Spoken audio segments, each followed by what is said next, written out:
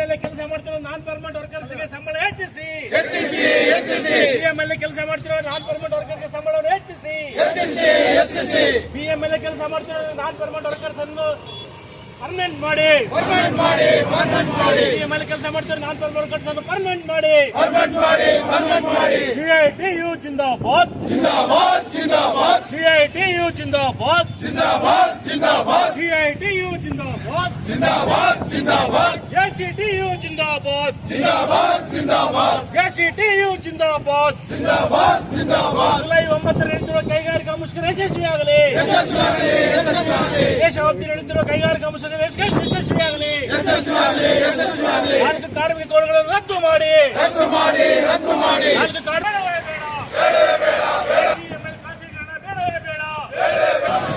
ಅಂಗನವಾಡಿ ಕೃಷಿ ವಿಚಾರ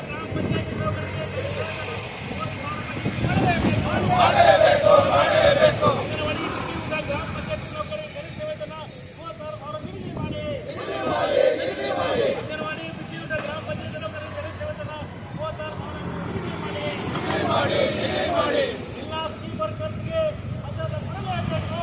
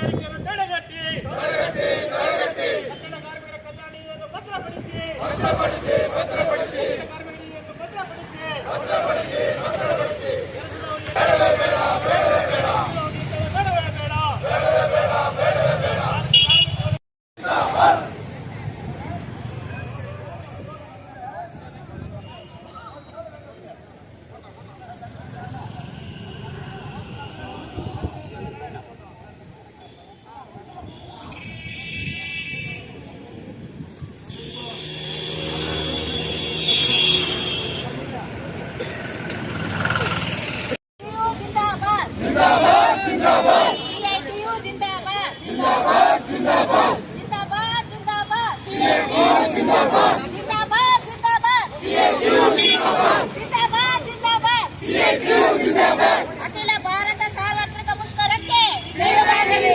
ಅಖಿಲ ಭಾರತ ಸಾರ್ವತ್ರಿಕ ಮುಷ್ಕರಕ್ಕೆ ಜಯವಾಗಲಿ. ಅಖಿಲ ಭಾರತ ಸಾರ್ವತ್ರಿಕ ಮುಷ್ಕರಕ್ಕೆ ಜಯವಾಗಲಿ.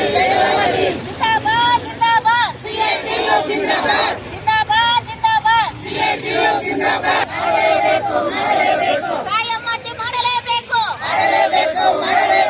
ಗುಜರಾತ್ ಹೈಕೋರ್ಟ್ ತೀರ್ಮಾನದ ಪ್ರಕಾರ ಕಾಯಂ ಮಾತಿ ಮಾಡಲೇಬೇಕು. ಜಿಂದಾಬಾದ್ ಜಿಂದಾಬಾದ್ ಸಿಐಟಿಯು ಜಿಂದಾಬಾದ್. ಜಿಂದಾಬಾದ್ ಜಿಂದಾಬಾದ್ ಸಿಐಟಿಯು ಜಿಂದಾಬಾದ್. ಜಿಂದಾಬಾದ್ ಜಿಂದಾಬಾದ್ ಸಿಐಟಿಯು ಜಿಂದಾಬಾದ್. ಅಂಗನವಾಡಿ ಕಾರ್ಯಕರ್ತರ ಸಹಾಯಕರಿಗೆ 26,000 ಕನಿಷ್ಠ ವೇತನ ಬೇಕೇ ಬೇಕು. ಜಿಂದಾಬಾದ್ ಜಿಂದಾಬಾದ್ ಸಿಐಟಿಯು ಜಿಂದಾಬಾದ್. ಸಿಐಟಿಯು ಜಿಂದಾಬಾದ್. ಜಿಂದಾಬಾದ್ ಜಿಂದಾಬಾದ್ ಸಿಐಟಿಯು ಜಿಂದಾಬಾದ್. ಪೋಷಣ್ ಟ್ರ್ಯಾಕರ್ ಅಲ್ಲಿ ಎಫ್ಆರ್ಎಸ್ ಮಾಡಲು ತಾಂತ್ರಿಕ ದೋಷಗಳನ್ನು ಸರಿಪಡಿಸಲೇಬೇಕು.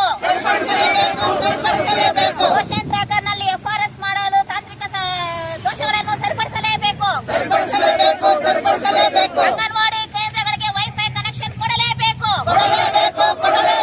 ಅಂಗನವಾಡಿ ಕೇಂದ್ರಗಳಿಗೆ ವೈಫೈ ಕನೆಕ್ಷನ್ ಕೊಡಲೇಬೇಕು. ಕನಿಷ್ಠ ವೇತನ 26,000 ಅಂಗನವಾಡಿ ಕಾರ್ಯಕರ್ತ ಸಹಾಯಕರಿಗೆ ಮಾಡಲೇಬೇಕು.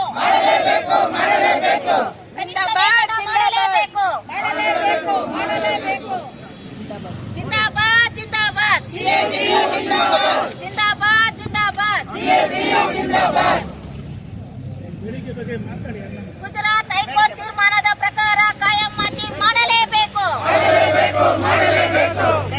ಅಳವಡಿಸುವ ಎಫ್ಐಆರ್ ಹಾಕುವ ಇರುವ ತಂತ್ರ ದೋಷಗಳು ಸರಿಪಡಿಸಬೇಕು. ಐಡಿಎಸ್ ಯೋಜನೆಯಲ್ಲಿ ಅಂತೂ ಅನ್ನದಾನ ಹೆಚ್ಚಿಸಬೇಕು.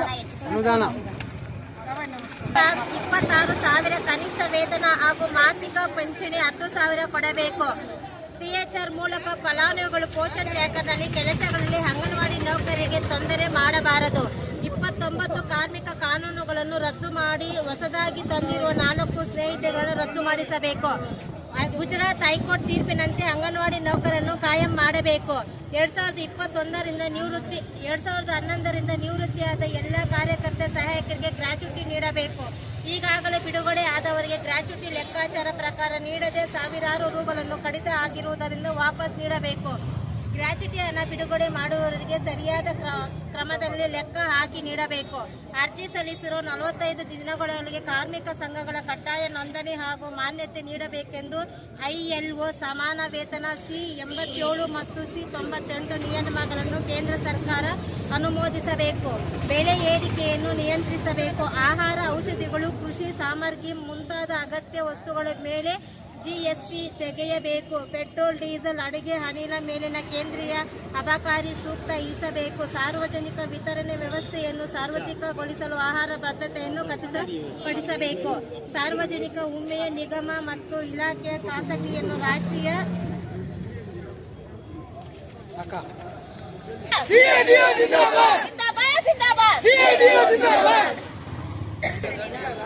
ಎಲ್ಲ ಕಟ್ಟಡ ಕಾರ್ಮಿಕರು ಮತ್ತು ಗ್ರಾಮ ಪಂಚಾಯತಿ ಅಂಗನವಾಡಿ ಆಶಾ ಕಾರ್ಯಕರ್ತರು ಎಲ್ಲ ಸಂಘಟನೆಗಳಿಗೆ ನಮಸ್ಕಾರ. ಈ 8ನೇ ತಾರೀಕು ಇರುವ ಮುಷ್ಕರ ಜುಲೈ 9ನೇ ತಾರೀಕು ಬಂದಿದೆ.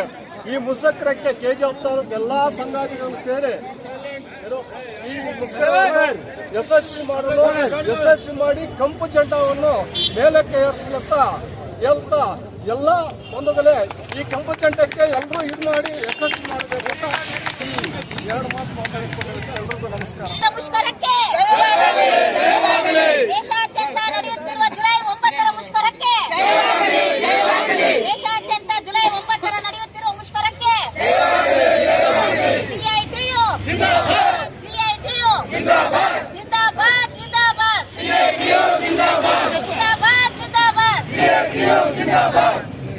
ರೈತರು ಎಲ್ಲರನ್ನ ಹೋಗಿ ದೊಡ್ಡ ದೊಡ್ಡ ಬಂಡವಾಳಸ್ಥ ಇಲ್ಲ ಕಾರ್ಪೊರೇಟ್ ಹತ್ರ ಅಡುಗೆ ಮಾಡೋ ತರ ಬಂದಿದೆ. ಈ ಪರಿಸ್ಥಿತಿನಲ್ಲಿ ನಮ್ಮ KGF ಅಂದ್ರೆ ಇಡೀ ಪ್ರಪಂಚಕ್ಕೆ ಗೊತ್ತಿರುವ ಒಂದು ದೇಶ, ಇದು ಸಿಟಿ. ಇಲ್ಲಿ ಚಿನ್ನದ ಉತ್ಪಾದನೆ ಮಾಡಿದ್ದಾರೆ. ಈ ಮೊನ್ನೆ ಪೇಪರ್ ಮತ್ತು ಬೇರೆ ಕಡೆ ಪ್ರಿಂಟ್ ಇಂದ ಒಂದು ಇದಿದೆ, ಸೋಷಿಯಲ್ ಮೀಡಿಯಾ ಇದೆ, ಅದರಲ್ಲಿ ಬಂದಿದೆ. ಈಗ BGML ಮತ್ತು ಓಪನ್ ಮಾಡ್ತಾರೆ. ಈ ಸೈನಾನ್ ಮಣ್ಣಿನಲ್ಲಿ 25,000 ಕೋಟಿಯಿಂದ 30,000 ಕೋಟಿ ರೂಪಾಯಿವರೆಗೆ ಇರುತ್ತೆ. ಆ ಕೋಟಿ ಚಿನ್ನ ತೆಗಿಬೇಕಂದ್ರೆ ಈಗ ಸರ್ಕಾರ ರೆಡಿ ಮಾಡಿದ್ದಾರೆ ಅಂತ. ಈ ಚಿನ್ನ ತೆಗೊಳ್ಳುವಾಗ ಅವಾಗಿಂದ ಕಾರ್ಮಿಕರು ಹೇಳಿದ್ದಾರೆ, CIT ಹೇಳಿದೆ, BGML ಅದು ಮುಚ್ಚೋದು ಸರಿ ಇಲ್ಲ, ಇಲ್ಲಿ ಚಿನ್ನ ಇದೆ, ಸರಿಯಾಗಿ ಅಲ್ಲಿ ಕೆಲಸ ಮಾಡಬೇಕಂತ ಹೇಳಿದೆ, ಮಾಡಿಲ್ಲ. ಈಗ ಏನ್ ಮಾಡ್ತಾರೆ, ಆ ಚಿನ್ನದ ಯಾರಿಗೆ ಹೋಗುತ್ತೆ? ಅದು ಆ ಸೈನನ್ ಮಣ್ಣಿಂದ ಚಿನ್ನ ತಗೊಳ್ಳುವಾಗ ಈಗ ಚಿನ್ನ ಬೆಲೆ ಎಷ್ಟು ಇದೆ? ಈಗ ಸುಮಾರು 8,000ರಿಂದ 10,000 ರೂಪಾಯಿ, 1 ಗ್ರಾಮ್ 10,000 ರೂಪಾಯಿ. ಅವಾಗ ಚಿನ್ನದ ಗೇಣಿ ಮುಚ್ಚುವಾಗ 200 ರೂಪಾಯಿ ಇತ್ತು, 250ರಿಂದ 300 ರೂಪಾಯಿ ಇತ್ತು. ಸೊ ಈಗ ಯಾರು ಕೊಡ್ತಾರ? ಇದು ಸರ್ಕಾರ ನಡೆಸ್ತಾರ, ಇಲ್ಲ ಅದಾನಿ ಕೊಡ್ತಾರ, ಇಲ್ಲ ಬೇರೆ ಯಾರು ಕೊಡ್ತಾರ? ನೀವು ಯಾಕಂದ್ರೆ ಮೋದಿ ಸರ್ಕಾರ ಬಂದ ಮೇಲೆ ಏರ್ಪೋರ್ಟ್ ಅದಾನಿ ಕೊಟ್ಟಿದ್ದಾರೆ, ಪೋರ್ಟ್ ಅಂಡ್ ಡಾಕ್ ಅದಾನಿ ಕೊಟ್ಟಿದ್ದಾರೆ, ವಿದ್ಯುತ್ ಕರೆಂಟ್ ಅದಾನಿ ಕೊಟ್ಟಿದ್ದಾರೆ, ಹಲವಾರು ಕಡೆ ಇರುವ public sector oil and gas Adani ಕೊಟ್ಟಿದ್ದಾರೆ. ಅದೇ ತರ ಇದು ಅವ್ರು ಕೊಡ್ತಾರ? ಯಾರು ಕೊಡ್ತಾರ? ನೀವೇ ನಡೆಸುವಾಗ ಇಲ್ಲಿರುವ BGML ವರ್ಕರ್ ಅವ್ರ ಕುಟುಂಬ ಈಗ ನಾಶ ಆಗಿದ್ದಾರೆ. 25 ವರ್ಷ ಮುಚ್ಚಿದ ಮೇಲೆ ಯಾರೋ ಮಾತಾಡೋದು ಹೇಳಿದ್ರು, ಇಲ್ಲಿ ಎಜುಕೇಶನ್ ಮೋಸವಾಗಿ ಹೋಗಿದೆ ಅಂತ ಮಾತಾಡ. ಈಗ ಏನಾಗಿದೆ, KGF ನಲ್ಲಿ ಎಜುಕೇಶನ್ ಸಿಸ್ಟಮ್ ಕೊಲಾಪ್ಸ್ ಆಗಿದೆ. ಇನ್ನೊಂದು ನೋಡ್ಬೇಕಂದ್ರೆ ಅವ್ರಿಗಿರುವ ಮನೆ ಕೊಡಬೇಕು, ಅವ್ರ ಹಕ್ಕು ಕೊಡಬೇಕು. ಕೋರ್ಟ್ ಹೇಳಿದ್ದಾರೆ, ಸುಪ್ರೀಂ ಕೋರ್ಟ್ ಹೇಳಿದ್ದಾರೆ, ಹೈಕೋರ್ಟ್ ಹೇಳಿದೆ, ಎಲ್ಲಾನು ಹೇಳಿದ್ದಾರೆ. ಮಂತ್ರಿ ಬಂದು ಪ್ರಾಮಿಸ್ ಮಾಡಿ ಹೋಗ್ತಾರೆ, ಯಾರನ್ನ ಇಲ್ಲ ಅಂತ ಹೇಳಿಲ್ಲ. ಇದುವರೆಗೆ ಅದೇ ಮಾಡಿಲ್ಲ, ಮಾಡಲೇಬೇಕು. ಇನ್ನೊಂದು ಮುಖ್ಯವಾಗಿ ಬರೋದು ನಮ್ಮ ಬೆಮ್ಮೆಲ್ನಲ್ಲಿ ಕೆಲಸ ಮಾಡುವ ಕಾರ್ಮಿಕರು, ಕಾಂಟ್ರಾಕ್ಟ್ ವರ್ಕರ್, ಅವರು 26 ದಿವಸ ಹೋರಾಟ ಮಾಡಿದ್ದಾರೆ. ಏನಕ್ಕೆ ಹೋರಾಟ ಮಾಡಿದರೆ? ನಮ್ದು ಹಕ್ಕುಗಳನ್ನು ಕೊಡಿ, ಬೇಡಿಕೆಗಳನ್ನು ನೆರವೇರಿಸಿ ಅಂತ ಕೇಳಿದ್ದಾರೆ. ಹೋರಾಟ ಮಾಡಿದ ಮೇಲೆ ಅವ್ರಿಗೂ ಮಾತುಕತೆ ಮಾಡಕ್ಕೆ ಒಂದು ಅವಕಾಶ ಬಂದಿದೆ. ಕಾಂಟ್ರಾಕ್ಟ್ ಲೇಬರರ್ ಮಾತುಕತೆ ಮಾಡಕ್ಕೆ ಇದುವರೆಗೆ 8-10 ಸಲ ಮಾತಾಡಿದ್ದಾರೆ. 10 ಸಲ ಮಾತಾಡಿದ್ರೆ ಕೂಡ ಭಿಕ್ಷೆ ಹಾಕುತ್ತಾರ 5 ರೂಪಾಯಿ 10 ರೂಪಾಯಿ ಕೊಡ್ತೀನಿ ಅಂತ ಹೇಳ್ತಾರೆ. ಏನಯ್ಯ ಅವರು ನಿಮ್ಮ ಪಾಕೆಟಿಂದ ಕೊಡಿ ಅಂತ ಹೇಳ್ತಾರ, ಇಲ್ಲ ಬೇರೆ ಕಡೆಯಿಂದ ಕೊಡಿ ಅಂತ ಕೇಳ್ತಾರ? ಅವ್ರು ಕೇಳೋದು ನಾವು ಇಲ್ಲಿ ದುಡಿತೀವಿ, ಬೆಂಬಲ್ ಕಾರ್ಖಾನೆ, ಪಬ್ಲಿಕ್ ಸೆಕ್ಟರ್ ಕಾರ್ಖಾನೆ, ನಮ್ಮ ದೇಶ ಕಾರ್ಖಾನೆ, ನಂದು ಇದು, ನಮ್ಮ ಊರದು ಇದು, ನಾವು ದುಡಿದ್ರೆ ಮಾತ್ರ ಬೆಂಬಲ ಇರುತ್ತೆ, ಅದಕ್ಕೆ ನಾವು ಕೆಲಸ ಮಾಡ್ತೀವಿ, ಅದಕ್ಕೇನು ನಮಗೆ ಬೆಲೆ ಕೊಡಬೇಕು, ಬೆಲೆ ತರ ನಮ್ಗೆ ಒಳ್ಳೆ ವೇಜ್ ರಿವಿಷನ್, ಕರೆಕ್ಟ್ ಆಗಿ ವೇಜ್ ರಿವಿಷನ್ ಕೊಡಿ ಅಂತ ಕೇಳ್ತಾರೆ. ವೇಜ್ ರಿವಿಷನ್ ಕೊಡ್ತಾ ಇಲ್ಲ. ಸೊ ಈಗ ನಾವು ಈ ಮೂಲಕ ಮ್ಯಾನೇಜ್ಮೆಂಟ್ ಕೇಳ್ತೀವಿ, ಇಮಿಡಿಯೇಟ್ ಆಗಿ ಅವರು ವೇಜ್ ರಿವಿಷನ್ ಸೆಟಲ್ ಮಾಡಲೇಬೇಕು. ಏನು RLC regional labour commissioner and conciliation officer ಅವರು ಹೇಳಿದ್ರೆ ಕೂಡ ಇವ್ರು ಕೇಳಕ್ಕೆ ತಯಾರಿಲ್ಲ. ಇದು ಒಂದು ಪರಿಸ್ಥಿತಿ ಇದೆ. ಇನ್ನೊಂದು, ನಮ್ಮ ಊರಿನಲ್ಲಿ ಹೊಸ ಕಾರ್ಖಾನೆ ಬರುತ್ತೆ, ಇವತ್ತು ಬರುತ್ತೆ, ನಾಳೆ ಬರುತ್ತೆ ಅಂತ ಹೇಳ್ತಾರೆ. ಬೆಂಬಲ್ನಲ್ಲಿರುವ 980 ಏಕರ್ಸ್ ಆಫ್ ಲ್ಯಾಂಡ್ ಈಗ ಅವರು ತಗೊಂಡಿದ್ದಾರೆ. ಯಾರು? ನಮ್ಮ ರಾಜ್ಯ ಸರ್ಕಾರ ತಗೊಂಡಿದ್ದಾರೆ. ಅಲ್ಲಿ ಇಂಡಸ್ಟ್ರಿಯಲ್ ಬರುತ್ತೆ ಅಂತ ಬೋರ್ಡ್ ಎಲ್ಲ ದೊಡ್ಡ ದೊಡ್ಡದಾಗಿ ಹಾಕಿದ್ದಾರೆ. ಯಾವ ಇಂಡಸ್ಟ್ರಿ ಬರುತ್ತೆ? ಇಂಟಿಗ್ರೇಟೆಡ್ ಟೌನ್ಶಿಪ್ ಅಂತ ಹೇಳ್ತಾರೆ, ಬಟ್ ಏನು ಮಾಡಿಲ್ಲ. ಈಗ ದೇವನಲ್ಲಿ ಅಲ್ಲಿ ಹೋದ್ರೆ ಚಂದ್ರಾಯಪಟ್ಟಣ ಅಂತ ಊರಿದೆ, 13 ಗ್ರಾಮದಲ್ಲಿ ಇರುವ ರೈತರು ಅಲ್ಲಿ ಒಳ್ಳೆ ಕೃಷಿ ಮಾಡ್ತಾ ಇದ್ರು. ಆ ಕೃಷಿ ಮೂಲಕ ಅವರು ಜೀವನ ನಡೆಸ್ತಾ ಇದ್ರು ಸುಮಾರು ವರ್ಷದಿಂದ. ಈಗ ಸರ್ಕಾರ ಭೂಮಿ ಕೊಡಿ ಅಂತ ತಗೊಳ್ತಾರೆ. ಏನಕ್ಕೆ? ಏರೋಸ್ಪೇಸ್ ಮಾಡೋಕ್ಕೆ ಅವ್ರು ತಗೊಳ್ತಾ ಇದ್ದಾರೆ. ನಾವು ಏನು ಹೊಸ ಕಾರ್ಖಾನೆ ಇಲ್ಲ ನ್ಯೂ ಟೆಕ್ನಾಲಜಿ ಬರೆಗೂ ವಿರೋಧ ಅಲ್ಲ, ಬಟ್ ಅಲ್ಲಿರುವ ರೈತರು ಬದುಕ್ತಾರೆ ಆ ಭೂಮಿ ಇಟ್ಕೊಂಡು. ಅದು ಯಾಕೆ ತಗೊಳ್ತಾರೆ? KGF ನಲ್ಲಿ ಸಾವಿರಾರು ಏಕರ್ ಭೂಮಿ ಇದೆ, ಸರ್ಕಾರ ಭೂಮಿನೇ ಇದೆ. ಇಲ್ಲಿ ಬಂದು ಕಟ್ಟಯ್ಯ ನೀವು. ದೇವನಹಳ್ಳಿಗೆ KGFಗೆ ಎಷ್ಟು ದೂರ ಇದೆ? ಬೆಂಗಳೂರಿಗೆ KGFಗೆ ಎಷ್ಟು ದೂರ ಇದೆ? ಬೆಂಗಳೂರಿಗೆ ಚೆನ್ನೈಗೆ ಎಷ್ಟು ದೂರ ಇದೆ? ಇದು ಒಂದು ಸೆಂಟರ್ ಹಬ್ ಆಗಿ ಬಂದಿದೆ, ಎಲ್ಲ ಕನೆಕ್ಟಿವಿಟಿ ಇದೆ. ಇಲ್ಲಿ ಮಾಡ ಅಂದ್ರೆ ಅದು ಮಾತಾಡಲ್ಲ. ಅದರಿಂದ ನಾವು ಕೇಳೋದು, ಈ ಸಂದರ್ಭದಲ್ಲಿ ಕಾರ್ಮಿಕರಿಗೆ ಒಳ್ಳೆ ಸಂಬಳ ಕೊಡಬೇಕು, ಯೂತ್ಸ್ಗೆ ಕೆಲಸ ಕೊಡಬೇಕು. ಇಂಥ ಒಂದು ಹಲವಾರು ಬೇಡಿಕೆಗಳಿಟ್ಟು ಇಡೀ ಇಂಡಿಯಾನಲ್ಲಿ ಎಲ್ಲ ಸಂಘಟನೆಗಳು, ಅದು ಪೊಲಿಟಿಕಲ್ ಅಫಿಲಿಯೇಷನ್, ರಾಜಕೀಯ ಬಿಟ್ಟು ಈಗ ಒಂದು ಹೋರಾಟ ಮಾಡಿದ್ದಾರೆ. ಈ ಹೋರಾಟದಲ್ಲಿ ನಾನು ಫಸ್ಟ್ ನಮ್ಮ BML ಕಾಂಟ್ರಾಕ್ಟ್ ವರ್ಕರ್ಸ್ ಅವ್ರನ್ನ ಅಪ್ರಿಷಿಯೇಟ್ ಮಾಡ್ತಾರೆ. ಯಾಕಂದ್ರೆ ಇವತ್ತು ಅವರು ಮುಷ್ಕರದಲ್ಲಿ ಭಾಗವಹಿಸಿ they have done a tremendous strike. ಯಾರ ಕಾರ್ಮಿಕರು ಹೋಗ್ಲಿಲ್ಲ ಕೆಲಸಕ್ಕೆ, ನಾವು ಒಂದು ಹೋರಾಟ ಮಾಡ್ತೀವಿ. ಈ ಹೋರಾಟ ಮೂಲಕ ಏನೋ ಬದಲಾವಣೆ ಬಂದ್ರೆ ಅದು ಕಾರ್ಮಿಕರಿಗೆ ಸೇರುತ್ತೆ ಅಂತ ಅವರು ಮಾಡಿದ್ದಾರೆ. ಅದೇ ತರ ಇಲ್ಲಿ ಇನ್ನೊಂದು ನೋಡಿದ್ರೆ ನಮ್ಮ ಹೆಣ್ಮಕ್ಳು ಅಂಗನವಾಡಿನಲ್ಲಿ ಕೆಲಸ ಮಾಡ್ತಾರೆ, ಸೇವೆ ಮಾಡ್ತಾರೆ. ಆ ಸೇವೆಗೆ ಒಂದು ಬೆಲೆ ಇಲ್ಲ. ಅವ್ರುಗಳು ಇವತ್ತು ಮುಷ್ಕರ ಮಾಡಿದ್ದಾರೆ, ಯಾರ ಕೆಲಸಕ್ಕೆ ಹೋಗಲಿಲ್ಲ, ಅವ್ರು ಬಂದಿದ್ದಾರೆ. ಅವರು ಕೂಡ ನಮ್ಮ CIT ಪರವಾಗಿ ಅವ್ರನ್ನ ಅಪ್ರಿಷಿಯೇಟ್ ಮಾಡ್ತಾರೆ. ಅದೇ ತರ ಗ್ರಾಮ ಪಂಚಾಯತ್ ಅವರು ನಮ್ಮ ತಾಲೂಕಿನಲ್ಲಿ ಎಲ್ಲ ನೀರು ಕೊಡೋರು ಅವರು ಒಂದು ಸೇವೆ ಮಾಡುವ ಗ್ರಾಮ ಪಂಚಾಯತ್ ನೌಕರು ಬಂದಿದ್ದಾರೆ. ಅವರು ಕೂಡ ನಾವು CIT ಪರವಾಗಿ ಅವ್ರಿಗೆ ಅಭಿನಂದನೆ ಮಾಡ್ತೀವಿ. ಮಾತ್ರ ಇಲ್ಲಿ KGF ನಲ್ಲಿ LIC ಇಲ್ಲ ಪಬ್ಲಿಕ್ ಸೆಕ್ಟರ್ ಇರುವ ಬೇರೆ ಬೇರೆ ಫೈನಾನ್ಷಿಯಲ್ ಸೆಕ್ಟರ್ಸ್ ಎಲ್ಲ ಮುಷ್ಕರ ಮಾಡಿದ್ದಾರೆ. ಅವ್ರಿಗೆಲ್ಲ CIT ಏನಾದ್ರು ಅಭಿನಂದನೆ ಇದು ಟ್ರೀಟ್ ಮಾಡ್ತೀವಿ. ಅದರಿಂದ ಇವತ್ತು ಕೂಡ ಈ ಹೋರಾಟ ತುಂಬಾ ಯಶಸ್ವಿಯಾಗಿ ನಡೆದಿದೆ. ಇಲ್ಲಿ ಎಲ್ಲ ಬಂದಿದ್ದಾರೆ ಕಾಮ್ರೇಡ್ಸ್ ಎಲ್ಲ ಸಬ್ಜೆಕ್ಟ್ಸ್ சின்ன ஒரு பைட் கொடுங்க.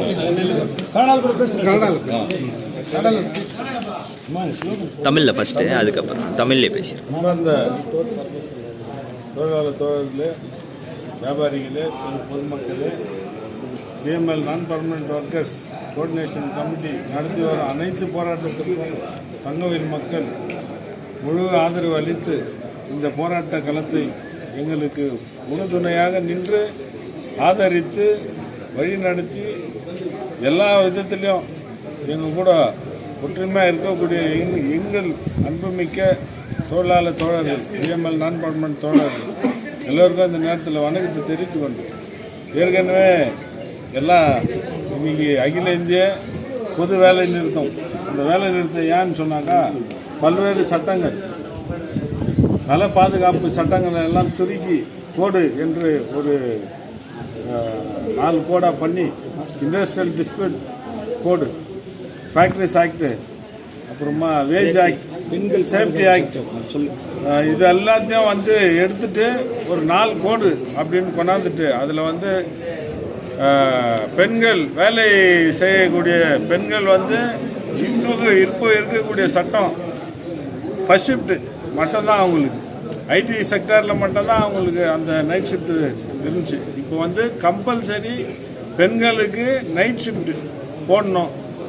அது கம்பெனி டிசைட் பண்ணிக்கலாம், செகண்ட் ஷிஃப்ட்டோ நைட் ஷிஃப்ட்டோ. ஆனால் இப்போது நைட் ஷிஃப்ட் வர பெண்களுக்கு வந்து கேப் வண்டி கொடுத்து ஒரு செக்யூரிட்டி பாதுகாப்பு கொடுத்து அவங்கள வந்து வேலைக்கு கூட்டின்னு வரணுன்றது சட்டமாக இருந்துச்சு. ஆனால் இந்த சட்டம் வரக்கூடிய சட்டம் வந்து பெண்கள் நைட்டு வேலைக்கு வரணுமே தவிர அவங்க எப்படி வராங்க, எப்படி வரணுன்றதை பற்றி அந்த கம்பெனி கவலைப்பட தேவையில்லை அப்படின்றத இந்த சட்டம் இன்னைக்கு கொண்டாந்துருக்குறாங்க. அதே மாதிரி பெண்கள் வேலை செய்யக்கூடிய பெண்கள் வந்து குழந்தை பெற்றுக்கூடாது. அவங்க ப்ரெக்னென்ட் ஆகிட்டாக்கா அவங்கள வேலையிலேருந்து எடுத்துடலாம். ஹையர் அண்ட் ஃபயர் அப்படின்ற ஒரு சட்டத்தை இன்னைக்கு கொண்டாடுறாங்க. அப்போது பெண்கள் கல்யாணமே பண்ணிக்கக்கூடாது அப்படின்ற ஒரு சூழ்நிலையை இந்த சட்டம் உருவாக்குது. அது மாதிரி இந்த சட்டங்கள் வந்து தொழிலாளர்களுக்கு மிகப்பெரிய அழிவை ஏற்படுத்தக்கூடிய சட்டங்களாக இது இருக்கிறதுனால அகில இந்திய தொழிற்சங்கங்கள் எல்லா அறிவுகள் கொடுத்து BMS, HMS, CITU, AITC, AITTCC, INTC, இது போல் எல்லா தொழிற்சங்கமும், பிஜேபி தொழிற்சங்கம், காங்கிரஸ் தொழிற்சங்கம், கம்யூனிஸ்ட் தொழிற்சங்கம், பல்வேறு தொழிற்சங்கம்லாம் ஒன்றா சேர்ந்து இன்னைக்கு இந்த போராட்டத்தை கையில் எடுத்து, போன வருடம் இது அகில இந்திய போராட்டம் ஸ்ட்ரைக் நடக்கும் போதும் இது வந்து இந்த சட்டங்கள்லாம் வந்து 2019 இந்த பில் பாஸ் பண்ணியிருக்காங்க. ஆனால் இந்த தொழிலாளி வர்க்கம் இன்னைக்கு விவசாயத்துக்கு அடுத்து மிகப்பெரிய பங்களிப்பு தொழிலாளர்கள் தான் இந்த நாட்டுக்கு. அந்த தொழிலாளிகளெல்லாம் எதிர்க்கக்கூடிய இந்த சட்டங்களை அமுல்படுத்தினா இந்த கவர்மெண்ட்டு நிலைக்கு தள்ளப்படும் அப்படின்றதுனால வந்து 19 பில் பாஸ் பண்ணது வந்து இந்த நிமிஷம் வரைக்கும் அவங்க தள்ளி வச்சுன்னு வந்து இன்னைக்கு வந்து அமுல்படுத்தியே தீரணும். அது சென்ட்ரல் கவர்மெண்ட்லேருந்து அமுல்படுத்தினாக்கா அந்த கவர்மெண்ட்டுக்கு பிரச்சனைன்ட்டு இன்னைக்கு ஸ்டேட் கவர்மெண்ட்டுக்கிட்ட அதை ஒப்படைச்சிட்டு அதுக்கான வரையறைகளை தயாரிக்கணும்னு சொல்லிட்டு ஸ்டேட் கவர்மெண்ட்டுக்கு கொடுத்துருக்குறாங்க. இந்த ஸ்டேட் கவர்மெண்ட்டும் சரி, சென்ட்ரல் கவர்மெண்ட்டும் சரி, இந்த சட்டத்தை கைவிடணும். இது ஒன்று. அப்புறம் ரெண்டாவது, இந்த தொழிற்சங்க எடுத்திருக்கிற பெம்எல் நான் பர்மனன்ட் கோஆர்டினேஷன் கமிட்டி எடுத்திருக்கக்கூடிய இந்த போராட்டம் இன்னைக்கு இந்த அகில இந்திய வேலை நிறுத்தத்துக்கு பங்கேற்க வேண்டும். இது ஒரு தனி மனிதனுடைய இந்த போராட்டம் வந்து தனி மனிதனுடைய உரிமை. இந்த உரிமையை பாதுகாத்து தீர வேண்டிய அவசியத்தில் இன்னைக்கு நம்ம இருக்கிறோம்.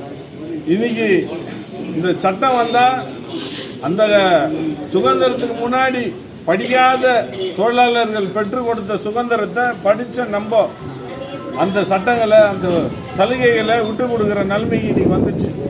அதனால் அந்த படிக்காத நம்மளுடைய தொழிலாளி முன்னோடிகள் வாங்கி கொடுத்த சட்டத்தை வந்து பாதுகாக்க வேண்டிய கட்டத்தில் இன்னைக்கு நம்ம இருக்கிறோம்.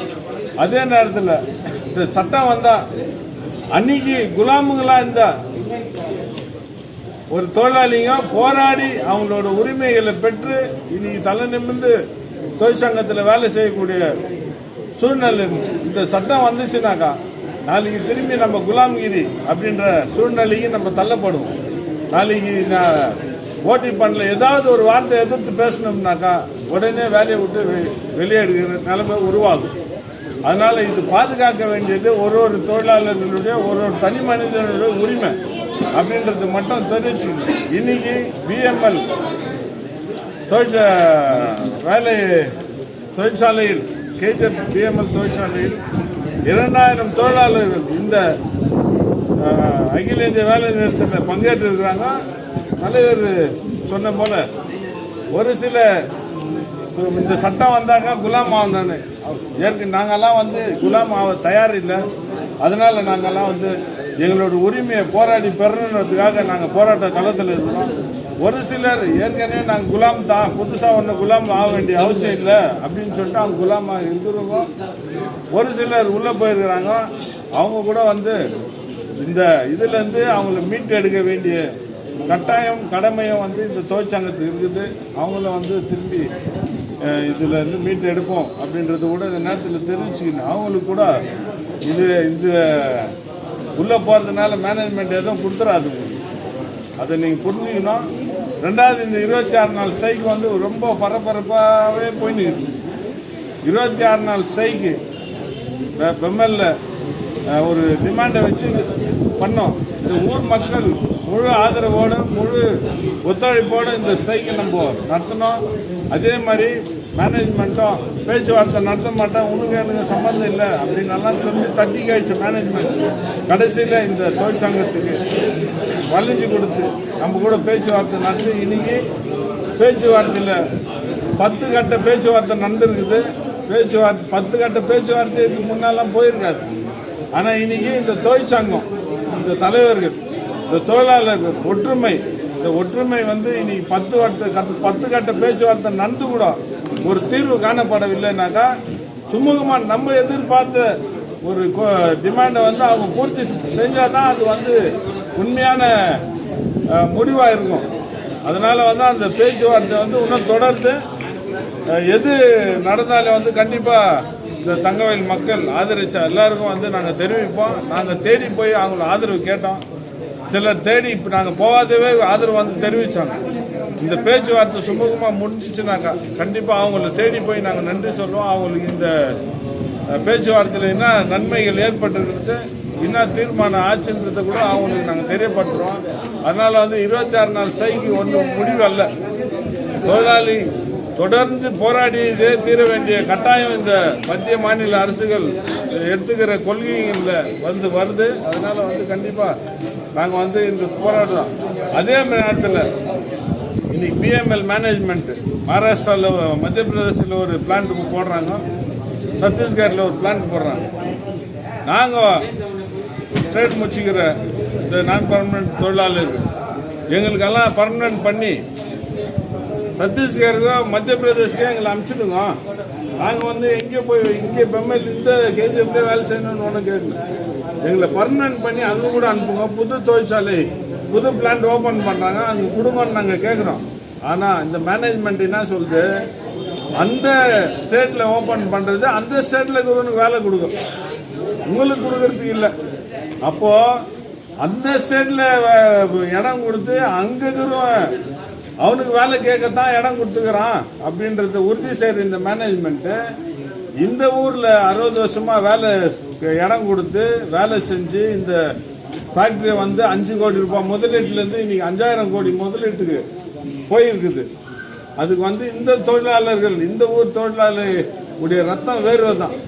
இன்னைக்கு எங்களுக்கு வந்து இங்கே வேலை இல்லை, வேறு யாரும் கூட்டினா வந்து ஆன்லைன் அப்படின்னு நம்ம எம்பியெல்லாம் கூட சொல்லியிருக்கிறேன். 50% ஆன்லைனில் எடுத்துங்க, ரெக்ரூட்மெண்ட் பண்ணுங்க. 50% லோக்கலில் கொடுக்கணுன்றது வந்து நீங்கள் உறுதியாக வந்து பேசி இந்த ஊரில் இருக்கிறவங்களுக்கு அந்த 50% வெளியே இருக்கிறவங்களுக்கு கொடுக்கலாம், 50% எங்களுக்கு கொடுக்கணும். அதுக்கு அவரும் வந்து முயற்சி செய்யணும். அதை வந்து அவர் ஃபஸ்ட்டு புரிஞ்சுக்கணும் அப்படின்றது தான் இந்த கோரிக்கை. இனி வரும் காலத்தில் வந்து இந்த 2 மாதத்தில் இந்த எங்களோட பேச்சுவார்த்தை ஒரு பக்கம், இந்த வேஜ் ரிவிஷன் சம்பள உயர்வு பேச்சுவார்த்தை ஒரு பக்கம் இருந்தாலும் இன்னும் 2 மாதத்தில் வேறு ஏதோ ஒரு எங்களுக்கு இன்னும் அது கரெக்டாக வரல. அது உண்மையாக நடந்துச்சுன்னா இந்த ஊர் ஒரு மிகப்பெரிய போராட்டத்தை சந்திக்கும், இந்த ஊர், இந்த மேனேஜ்மெண்ட். அதனால் வந்து எங்களை வந்து அந்த போராட்டத்துக்கு தள்ளிடாதீங்க. தள்ளிடாமல் எங்களோட பிரச்சனைகளை தீர்த்து இருக்கிற தொழிலாளிகள் கிராஜுவிட்டி வாங்கி போனோம். அதே நேரத்தில் 20 வருஷம் வேலை செஞ்ச தொழிலாளிங்க வந்து பர்மனெண்ட் ஆகணும். அவங்க ஒரு 10 வருஷமோ 15 வருஷமோ ஒரு பர்மனெண்ட் எம்ப்ளாயாக இருந்து ரிட்டையர்ட் ஆகணுன்றது தான் எங்களோட கோரிக்கை. இதை வந்து இந்த மேனேஜ்மெண்ட்டும் சரி, கவர்மெண்ட், ஸ்டேட் கவர்மெண்ட்டும் சரி, சென்ட்ரல் கவர்மெண்ட்டும் உறுதிப்படுத்தணுன்றது மட்டும் இந்த நேரத்தில் தெரிவிச்சுக்கணும். வாய்ப்புக்கு நன்றி கூறி விடுவோம். தேங்க்யூ.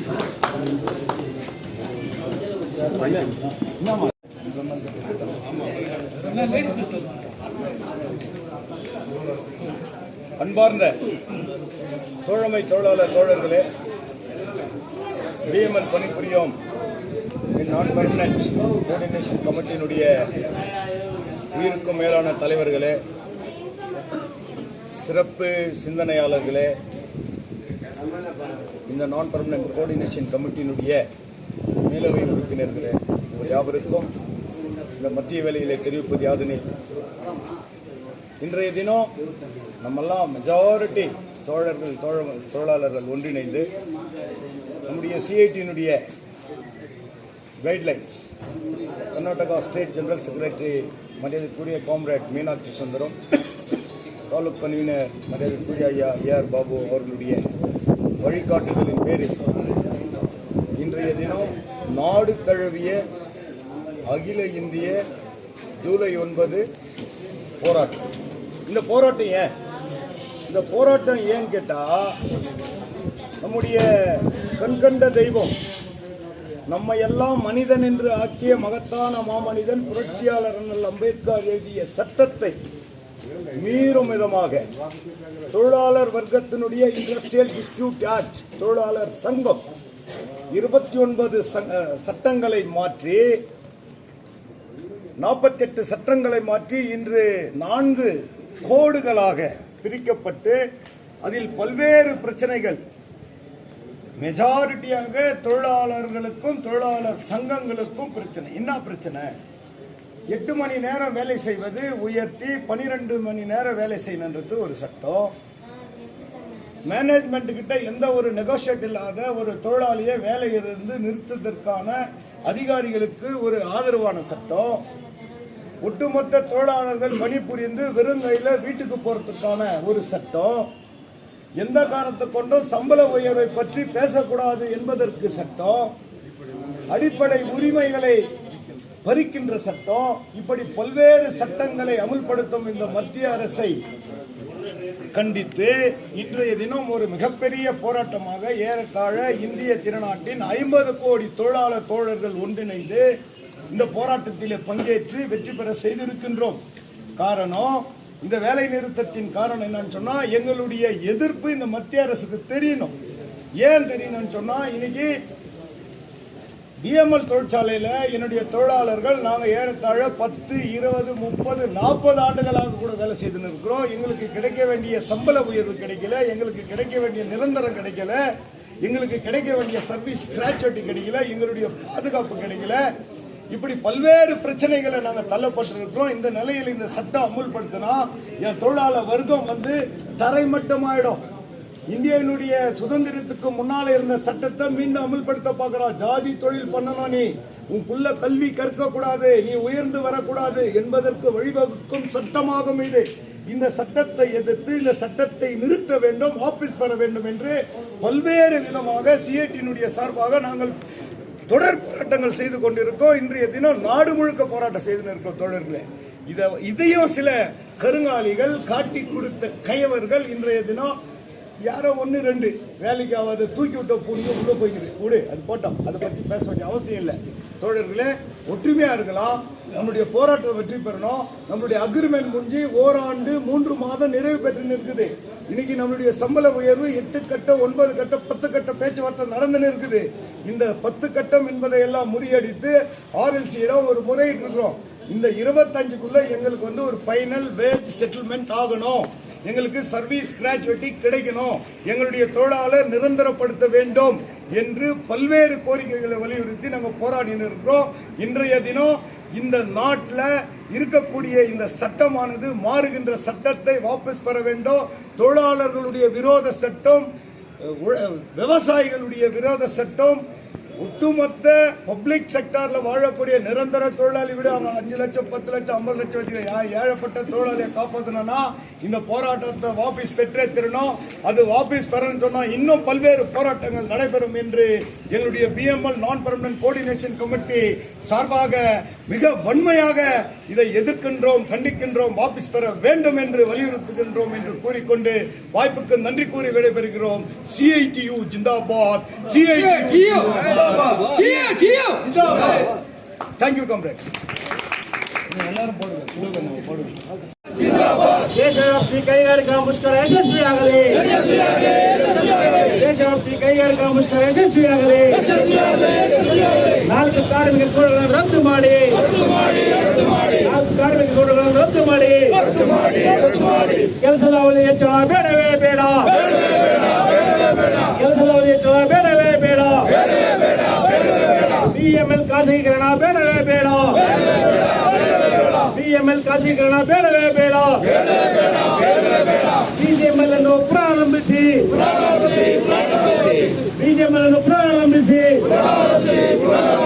ಅಂಗನವಾಡಿ ಬಿಸಿ ಊಟ ಗ್ರಾಮ ಪಂಚಾಯತಿಯವರಿಗೆ ಗರಿಷ್ಠ ವೇತನ 36,000 ನಿಗದಿ ಮಾಡಿ. ಅಂಗನವಾಡಿ ಬಿಸಿ ಊಟ ಗ್ರಾಮ ಪಂಚಾಯತಿ ನೌಕರರಿಗೆ ಗರಿಷ್ಠ ವೇತನ 26,000 ನಿಗದಿ ಮಾಡಿ. BML ಕಾಂಟ್ರಾಕ್ಟ್ ಕಾರ್ಮಿಕರನ್ನು ಕಾಯಂಗೊಳಿಸಿ. BML ಕಾಂಟ್ರಾಕ್ಟ್ ಕಾರ್ಮಿಕರನ್ನು ಕಾಯಂಗೊಳಿಸಿ. ಸರ್ವರಿಗೂ ಶಿಕ್ಷಣ, ಸರ್ವರಿಗೂ ಉದ್ಯೋಗ. ಸರ್ವರಿಗೂ ಶಿಕ್ಷಣ, ಸರ್ವರಿಗೂ ಉದ್ಯೋಗ. ಕೆಜಿಎಫ್ನಲ್ಲಿ ಹೊಸ ಕೈಗಾರಿಕೆಗಳನ್ನು ಸ್ಥಾಪಿಸಿ. ಕೆಜಿಎಫ್ನಲ್ಲಿ ಹೊಸ ಕೈಗಾರಿಕೆಗಳನ್ನು ಸ್ಥಾಪಿಸಿ. ಕೆಜಿಎಫ್ನಲ್ಲಿ ಹೊಸ ಕೈಗಾರಿಕೆಗಳನ್ನು ಸ್ಥಾಪಿಸಿ. CITU ಜಿಂದಾಬಾದ್. CITU ಜಿಂದಾಬಾದ್. CITU ಜಿಂದಾಬಾದ್. CITU ಜಿಂದಾಬಾದ್. ಕೆಲಸದ ಅವಧಿ ಹೆಚ್ಚಳ ಬೇಡವೇ ಬೇಡ. ಕೆಲಸದ ಅವಧಿ ಹೆಚ್ಚಳ ಬೇಡವೇ ಬೇಡ. BML ಖಾಸಗೀಕರಣ ಬೇಡವೇ ಬೇಡ. BML ಖಾಸಗೀಕರಣ ಬೇಡವೇ ಬೇಡ. BGML ಪ್ರಾರಂಭಿಸಿ. CITU ಜಿಂದಾಬಾದ್. CITU ಜಿಂದಾಬಾದ್. ಜಿಂದಾಬಾದ್ ಜಿಂದಾಬಾದ್. CITU ಜಿಂದಾಬಾದ್. CITU ಜಿಂದಾಬಾದ್. Thank you comments. ಕಾರ್ಮಿಕರಿಗೆ ಬಲ ಇದೆ. ಕಾರ್ಮಿಕರು ಏನನ್ನು ಬೇಕಾದ್ರೆ ಸಾಧನೆ ಮಾಡ್ತಾರೆ ಅಂತ ತೋರಿಸೋದಕ್ಕೆ ಇದೊಂದು ಹೋರಾಟ ಸಾಕ್ಷಿ. ಈ ಏನಿದೆ ಈ ಮುಷ್ಕರ, ಈ ಮುಷ್ಕರಲ್ಲಿ ಭಾಗವಹಿಸಿದಂತ ಎಲ್ಲ JCB ಮುಖಂಡರು, ಪ್ರತ್ಯೇಕವಾಗಿ ಆಟೋ ಯೂನಿಯನ್ ಮುಖಂಡರು, UIF ಮುಖಂಡರು, LIC ಮುಖಂಡರು, ಗ್ರಾಮ ಪಂಚಾಯತಿ ಮುಖಂಡರು, ಬಹಳ ಮುಖ್ಯವಾಗಿ ಮಹಿಳೆಯರು, ಅಂಗನವಾಡಿ ಬಿಸಿ ಊಟ ಮತ್ತೆ ಸ್ಕೀಮ್ ನೌಕರರೆಲ್ಲ ಭಾಗವಹಿಸ್ತಾರೆ. ಅವರೆಲ್ಲರಿಗೂ ಸಹಿತ JCBಯು ಹಾಗೆ ದೊಡ್ಡ ಮಟ್ಟದಲ್ಲಿ ಕಟ್ಟಡ ಕಾರ್ಮಿಕರು ಭಾಗವಹಿಸ್ತಾರೆ. ಹಾಗೆ ಒಂದೊಂದು